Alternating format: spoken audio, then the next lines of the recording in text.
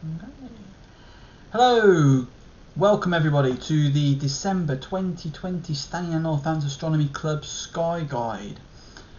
I'm going to do the same thing I've been doing for the last few months while we're still been under restrictions and not got any physical meet, so I'm going to continue to deliver our Skyguide and little newsy bits and members images via YouTube for now.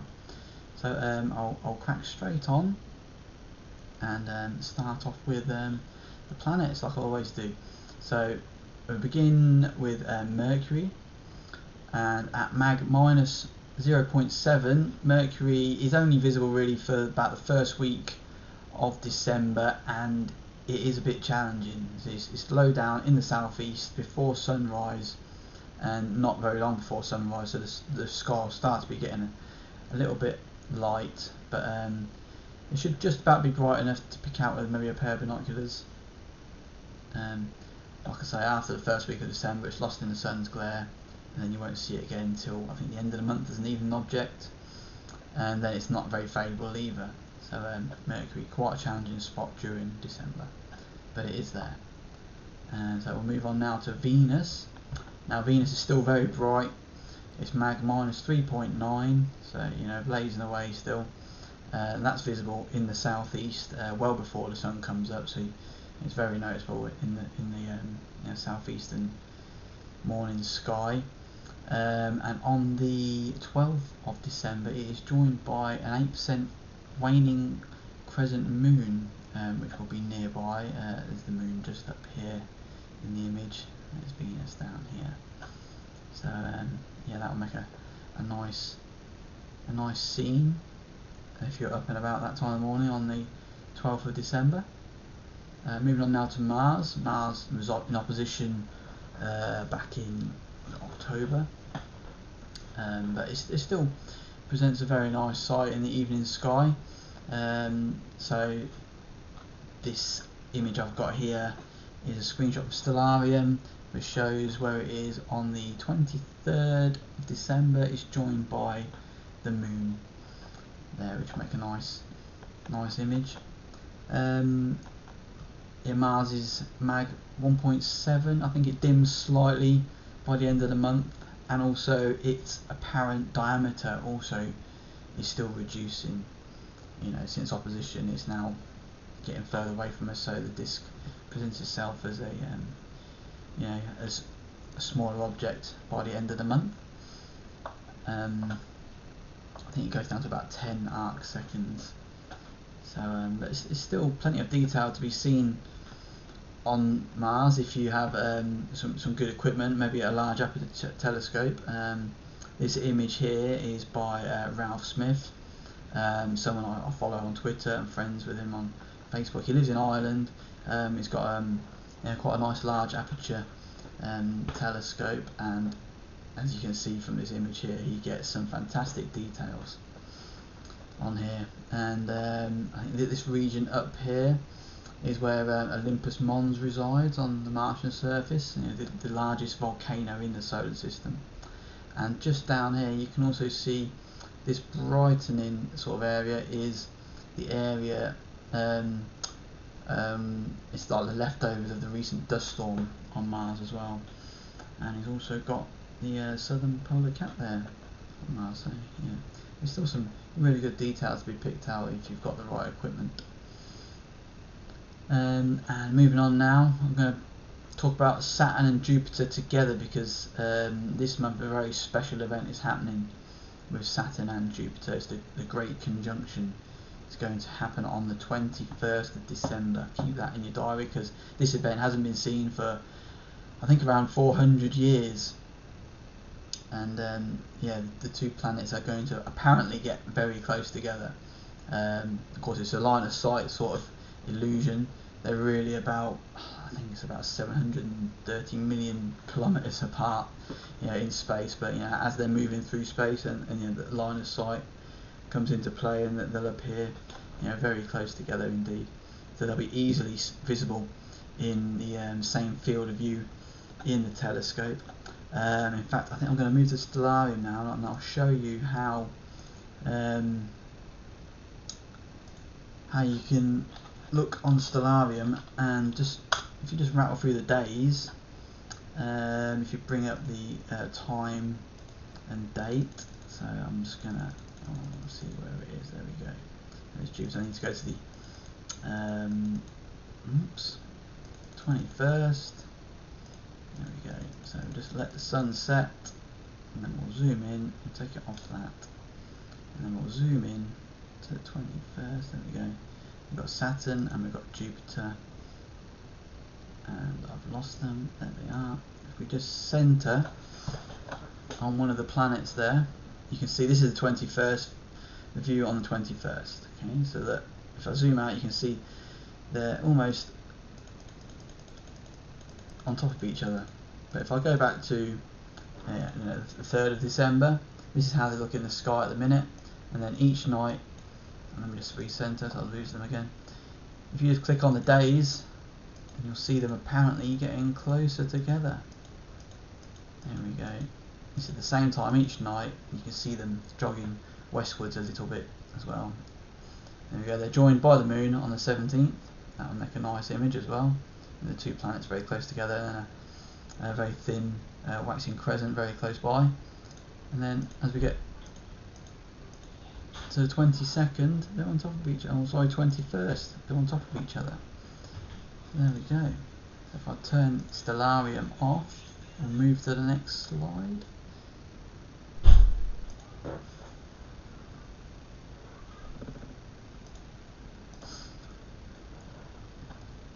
Oops. Right, okay, so next up we've got Uranus, so mag plus 5.7, its small greenish disk is usually visible with a pair of binoculars or a telescope.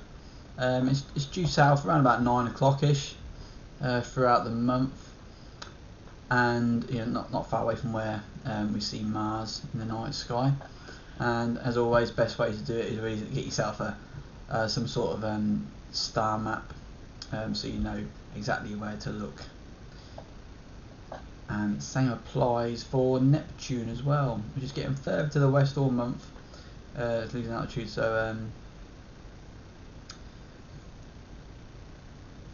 So best view sort of early on in the evening. This is like 6 o'clock on the 4th of December, so it's just about due south then. So as we go into the night, it'll get further around to the west. So if you want to view all the planets, then these ones, make sure you view these ones early on. Couple of meteor showers to talk about as well this month. We've got the Geminids peak on the 13th, 14th, and good news this year is that the moon's well out of the way. I think new moon occurs around that sort of time as well, so great opportunity if we've got clear skies on the night of the 13th going into the morning of the 14th. You've got a great chance of seeing some Geminid meteors. And also on the 21st, 22nd evenings, the Ursid meteor shower peak's got a much lower hourly rate than the Geminids, but this year I think there is maybe some inclinations that we might see an outburst of the Ursid meteors. So just keep an eye out whenever, if you're out, you've got clear skies, have a look. You might get to see one of these outbursts if it happens. So, but as always with this sort of stuff, you never know. As long as you're looking, you've got a chance to see some. I'll just put a screenshot on here of the location of the Geminid radiant. It's we've got the two stars here of the constellation of Gemini. You've got Pollux here, you've got Castor up here, and the radiant is nearer to Castor. So if you see a meteor in the sky, you can see the direction that it came from. If you trace the line back, if that line traces back towards this area of the sky, you've seen a true Geminid. Sometimes you do get sporadic meteors as well. Some aren't related to a particular meteor shower that you're trying to observe, but they're still all good to see anyway. Any meteor is a good thing to see. So moving on now to there's one comet in the sky currently, and it's making its way through the constellation of Auriga, which is rising in the northeast. As night falls, you can see Capella blazing away, which is this bright star here, the brightest star in the constellation of Auriga. And if we start down here, this is where the comet is currently, and it makes its way across this asterism, which makes up that constellation. It goes over towards Capella actually, but you think by the 1st of January it will be just passing Capella. So, though according to the stats here on inthesky.org, which is where I like to get information on current comets in the sky, it's saying it's currently in Taurus here at the minute.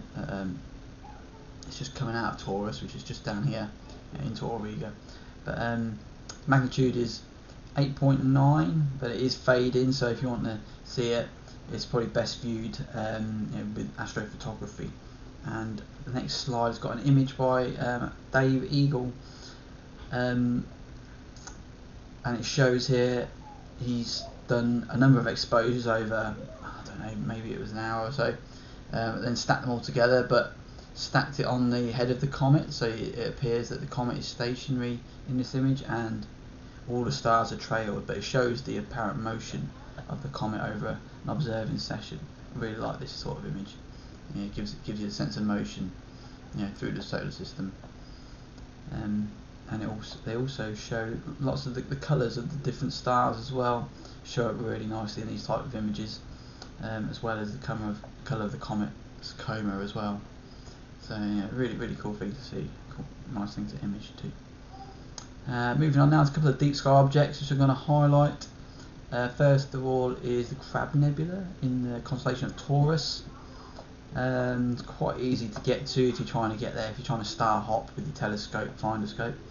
You just find the bright star Aldebaran, and you'll see that it's included in the V shape of the main stars of Taurus that you can usually make out. But if you come from the bottom of the V, you come through Aldebaran, you keep stretching out to the next brightest star that you see, this one here, I'm not sure on its name, but then you just go up a little bit with your finder scope and you should be able to just make out a tiny fuzzy speck there, and then in your eyepiece you'll be able to make out even bring that faint fuzzy a little bit less faint in your eyepiece. You'll be able to make out the shape of the Crab Nebula. And a few years ago I took an image of the Crab Nebula with my telescope and my DSLR camera attached to it, and I was able to make out some of the detail in this supernova remnant. You can see all these filaments of gas which are being pushed outwards by the death of the neutron star, which can just about be visible there in the middle of that tiny speck there.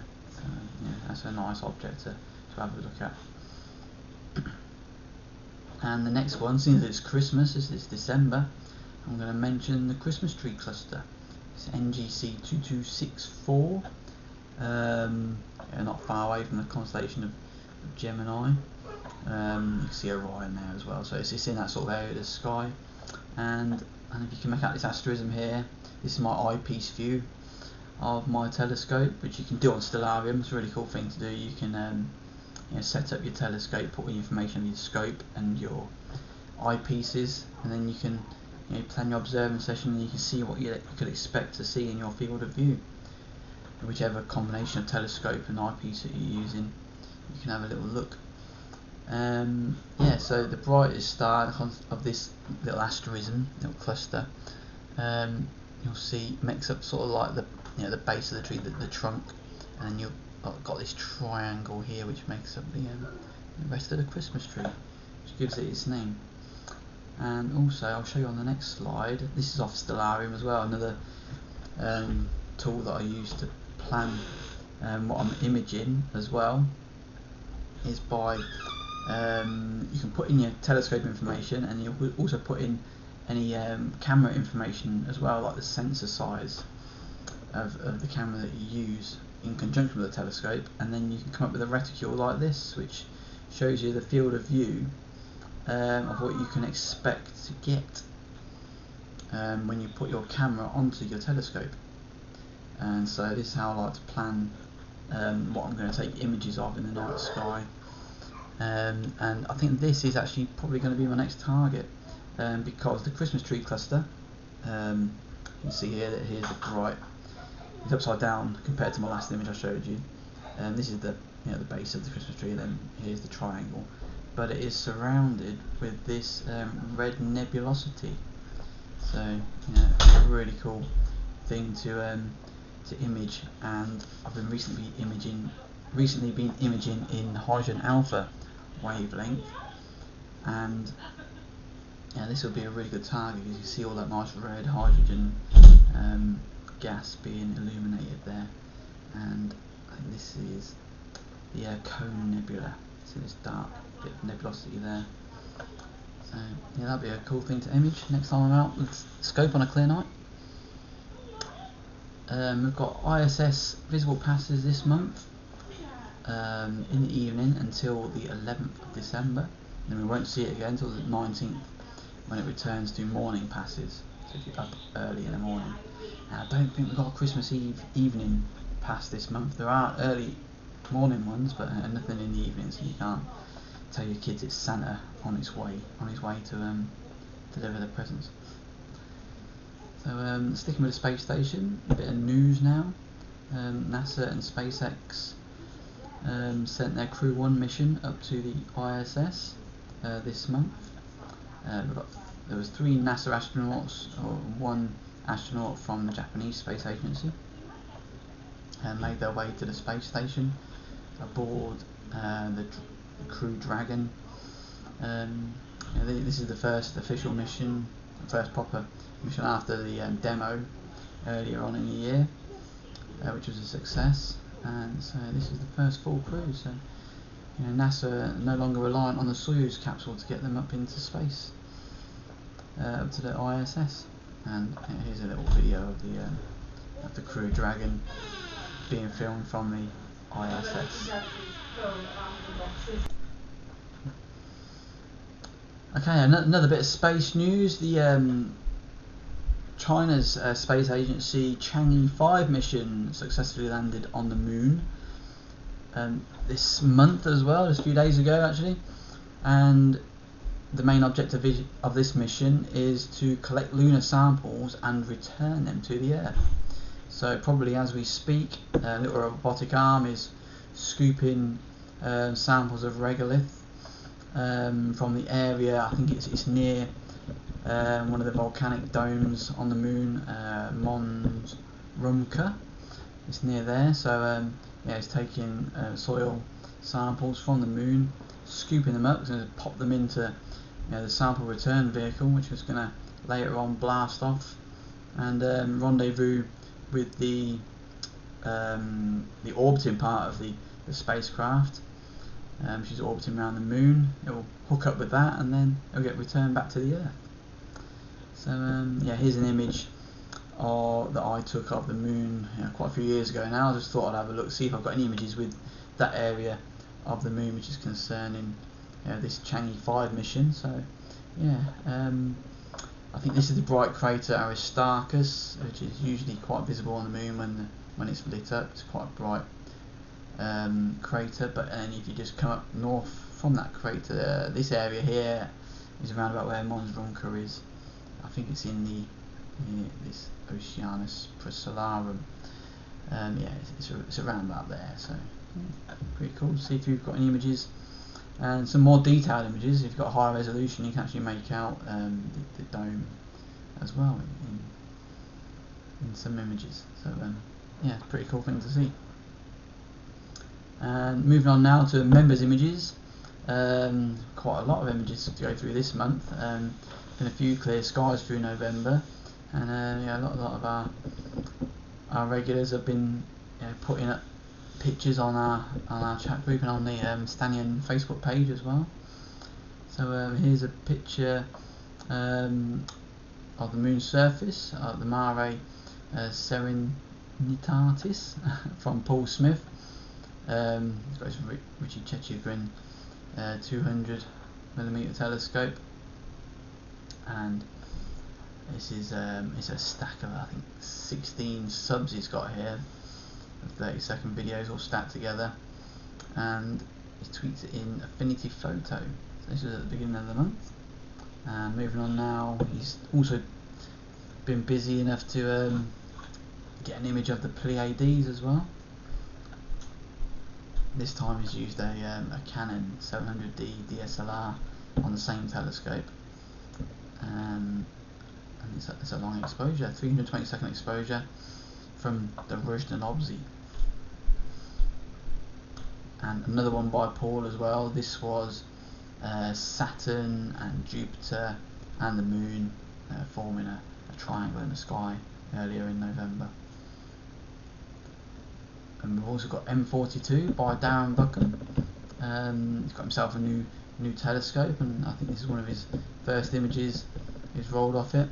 So, you know, some really nice detail there in the Orion Nebula, and the nice wide field of view that he gets also picks up the Running Man Nebula, which is just above the Great Orion Nebula itself. So yeah, if you've got a wide enough field of view with your telescope equipment, you can really pick out some nice details, not just in the Orion Nebula but also surrounding it too. The sun's showing signs of waking up as well from its, in the last couple of years it's been really quiet, been in solar minimum, but recently, this month, we've seen a couple of nice sunspots come around on the lunar disk. So this one was taken early in November by Graham Algeo. You see this nice sunspot group here. This is a white light image from Graham, and yeah, nice sort of big dark sunspots there, nice and visible. Moving on now to an image here, lunar image by John Allen as well. Some really nice detail in this image. I think it's upside down. I think this crater is normally oriented down here when you look at it, visually. Really nice details, nice contrasting image. Another one by John Allen as well, of the California Nebula. Lots of hydrogen gas present here, you can tell by the colour of the image. But yeah, it's a really nice bright nebulosity has been captured here in John's image. Be another nice target for myself with my hydrogen alpha filter. Might try that another night after I've done the Christmas tree nebula, of course. Another lunar image by Dave Booth. He's picking out some colour here. He's got the saturation levels up and that, and you can see the different colours that the mineralogy shows up in colour photos. And I believe Dave Eagle's got a little there's a little guide I think you can get from Dave that shows you how to bring out this sort of colour. Moving on to my images now. I got this one. This is the Fishhead Nebula. You can probably tell the shape of it kind of looks like a bit like a fish head. This is part of the Heart Nebula, which is a larger nebula complex in the constellation of Cassiopeia as well. So this was taken with my telescope, 250mm telescope and DSLR camera, but the camera's modded, and I've put a hydrogen alpha filter across the front of the camera, so it allows me just to pick up the wavelengths of light given out by the hydrogen molecules in this gas cloud. So I was really pleased to capture this. I only got a few subs and it got a bit cloudy and misty. But my next outing with the hydrogen alpha filter was a bit more successful, got a bit of a better image this time, and it was of the Elephant Trunk Nebula, which is in the constellation of Cepheus, and is also part of another big wider gas complex. This is one of the most popular areas of it to image, and this is just about my full field of view. So I was pretty pleased to get this image. I think it's illuminated by a massive star nearby, and also the shape of it is sculpted by the radiation which is coming off the star and shaping these these gas clouds into what you see here. So yeah, pretty pleased with that. Looking forward to doing the Cone Nebula in the Christmas tree cluster next time. And also there was another big sunspot this time towards the end of the month, which was visible, not to the naked eye, but if you've got some solar eclipse glasses, you can pop them on, you can just about make out the sunspot on the solar disk. But then I also got my camera on my solar telescope, Hydrogen Alpha telescope, and was able to capture this image of this sunspot. So, for size comparison, I think this one was said to be around about Earth size, and this one over here, so you can fit a few Earths inside that sort of area of activity. So you just tell the sheer magnitude of things that are going on the sun, and it looks like we've had 2 big sunspots during November, so things are starting to happen again on the sun. It's coming out of its solar minimum phase, and hopefully we'll see some more activity soon on the solar disk. And I think that brings us to the end of the Skyguide. So I'll wish you all clear skies. I hope you found this useful. Use some of the information on this video to help you with your observing sessions. And absolutely do not miss the 21st of December is when the great conjunction of Jupiter and Saturn will be happening. It's low in the southwest, so make sure you've got yourself a nice sort of low horizon to the southwest to observe this. And if you keep observing it night by night, you'll see the convergence happening very slowly over the course of the month until it culminates on the evening of the 21st. So do not forget that one. Won't be seen again for a long time. So clear skies everyone, and I'll see you again next month. Thank you very much.